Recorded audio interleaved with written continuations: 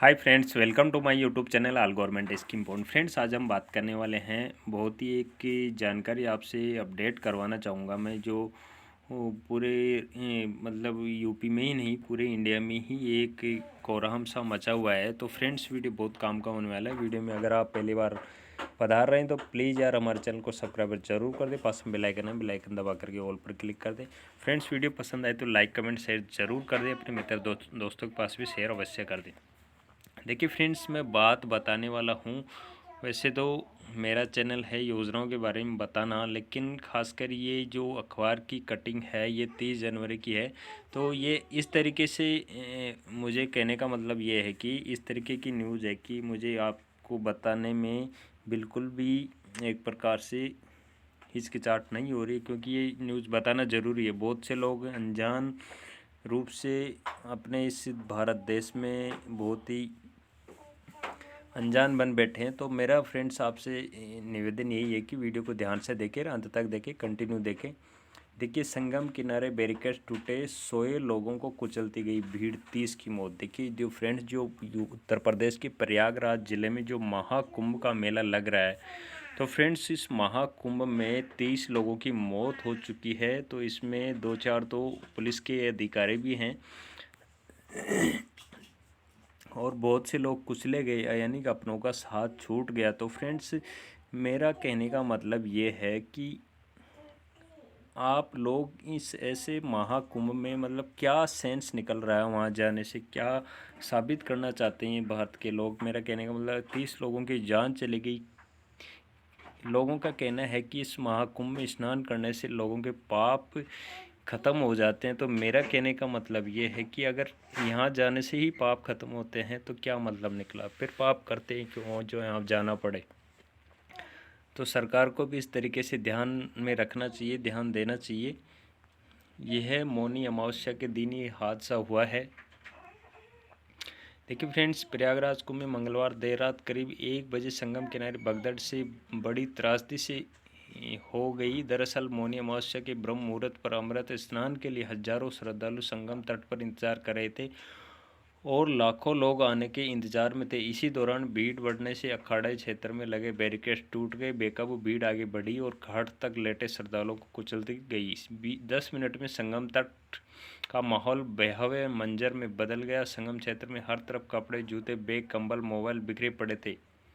200 से ज़्यादा लोग करा रहे थे, 50 से अधिक अचेत थे और अपनों की तलाश में बदहवास भटक रहे थे।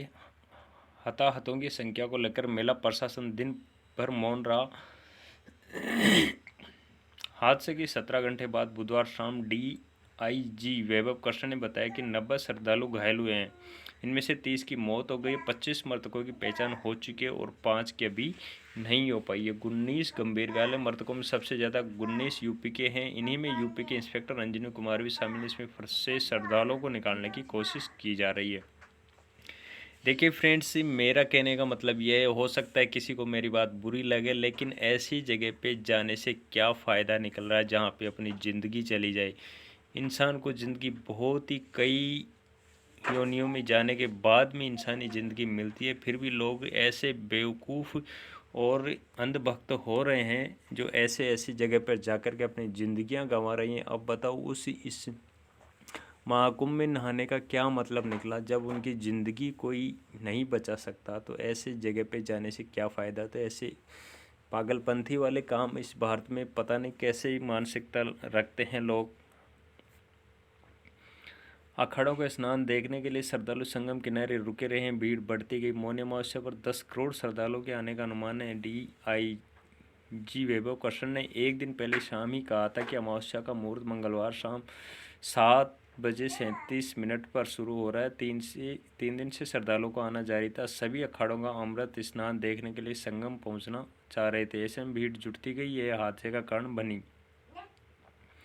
संगम नोज एंड एंट्री एग्जिट के रास्ते अलग अलग तरह नहीं थे। लोग इस रास्ते से आ रहे थे, उसी से वापस जा रहे थे। बैरिकेड टूटने से भगदड़ मचने लगी और प्रशासन ने अखाड़ों में अमृत स्नान के लिए ज़्यादातर पीपा पुल बंद कर दिया था। इससे बाहर जाने वाले श्रद्धालु स्नान के बाद भी निकल नहीं पा रहे थे। इसमें संगम पर भीड़ बढ़ गई थी। अखाड़ों की संगम जानने के लिए पीपा पुल 6, 7 और लौटने के लिए 3 और 4 आरक्षित रखे गए थे, इसलिए इससे भीड़ नहीं निकल सकी।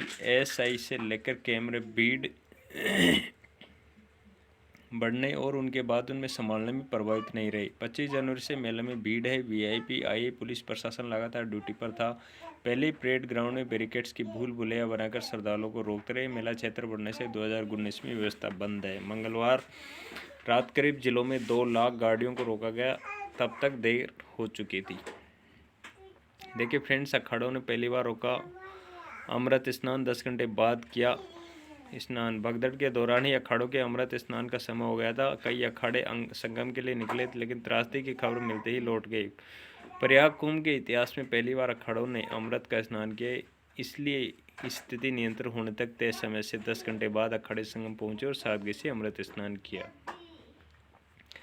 देखिए फ्रेंड्स, ये ऐसी खबरें देखकर मुझे तो ऐसा लगता है कि इस भारत में अभी भी मूर्खों की कमी नहीं है, और इस भारत देश को 200 साल तक तो अंग्रेज़ों ने लूटा, और अब ये जो ऐसे बुद्धिमान लोग हैं जो ऐसे मेले लगवाते हैं, और ये सरकारें हैं जो मतलब ऐसे चीज़ें मेले वेले लगवा करके लूट रही हैं लोगों को, और यहाँ लेना देना कुछ भी नहीं है। ये सब बेवकूफ़ी और बकवासबाजी हैं। यहाँ अमृत स्नान हो रहा है, ये फलाना ढीगड़ा। तो मेरा कहने का मतलब है, ऐसी जगहों पे आप बिल्कुल भी ना जाएं। ज़िंदगी बड़ी अनमोल है फ्रेंड्स। ऐसी जगहों पर जाना बिल्कुल मैं एक प्रकार से नासमझी समझता हूँ। कुछ नहीं रखा, 30 लोगों की ज़िंदगी चली गई, उनके परिवार पर क्या बीत रही होगी। 90 लोग घायल हो गए, किसी का हाथ टूट गया तो किसी का पैर टूट गया, तो उनकी ज़िंदगी का क्या भरोसा। तो मेरा कहने का मतलब है, कुछ नहीं, ये सब गवर्नमेंट की सब बेवकूफ़ी समझता हूँ मैं। ऐसी जगहों पे जाना, पाप करते क्यों हो, जो पाप धोना पड़े। आप अपने नियत कर्मों के हिसाब से रहो ना।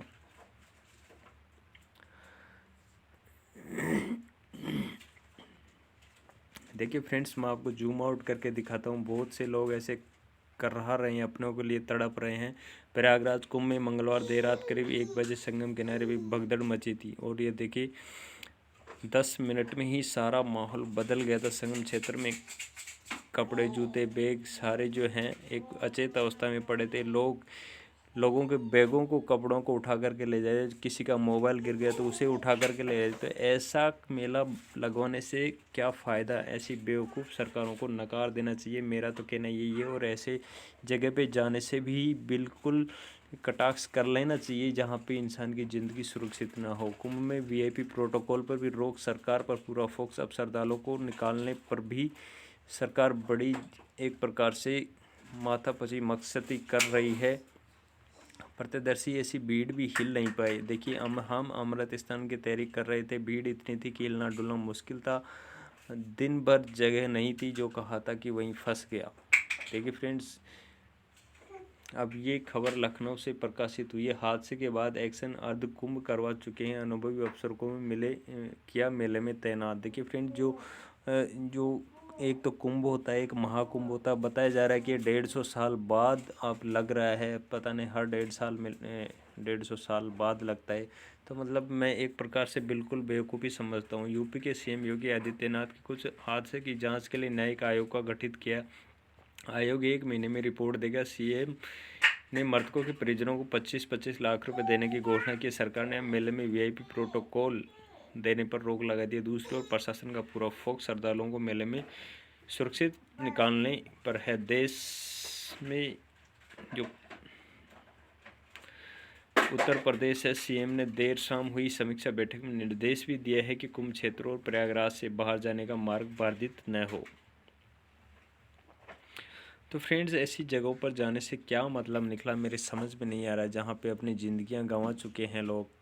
तो फ्रेंड्स, मेरा कहने का मतलब यही है, अगर भगवान है तो हर इंसान के दिल में है। कहीं पे अपने भगवान का तुम जाप करते हो तो अपने घर पे करिए, अपने दिल में बसा के रखिए, वहीं पे आपको मिल जाएगा। और अपने सत्कर्मों का ध्यान रखिए, यहाँ जाने से कोई फ़ायदा नहीं है।